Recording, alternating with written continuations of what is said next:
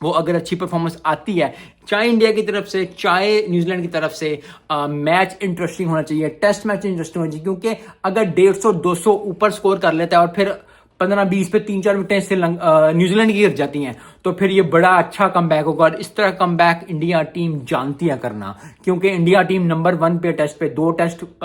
Finals हारी हुई है, तो फाइनल में या टेस्ट में हराना इंडिया टीम को आसान नहीं होगा। वो ठीक है, मजाक में मजाक, मैंने भी वीडियो बनाई थी कि हाँ हाँ हार गए, लेकिन भैया जी बड़ी परफॉर्मेंस चाहिए होती है, बड़ी चीजें चाहिए होती है, बड़ी मेहनत है इंडिया की टीम की पिछले 2-3-4 सालों से। टेस्ट में भी हो, ओडीआई में भी हो, टेस्ट में जो हर चीज में फाइनल पहुंचे, T20 का वर्ल्ड कप जीते हुए हैं, तो हराना जो है वो आसान नहीं होगा। सो आई होप कि पाकिस्तान अच्छी परफॉर्मेंस दे के जो है जीत गया हुआ है, इसी तरह इंडिया भी अच्छी परफॉर्मेंस दे, न्यूजीलैंड अच्छी परफॉर्मेंस दे, तगड़ा मैच हो, जरा कांटेदार मैच हो, ताकि फिर ही जरा बात बने, फिर ही मजा आए। सो आई होप कि आप लोगों को भी इतना ही मजा आएगा जितना मुझे मजा आया देखने का। मिलते हैं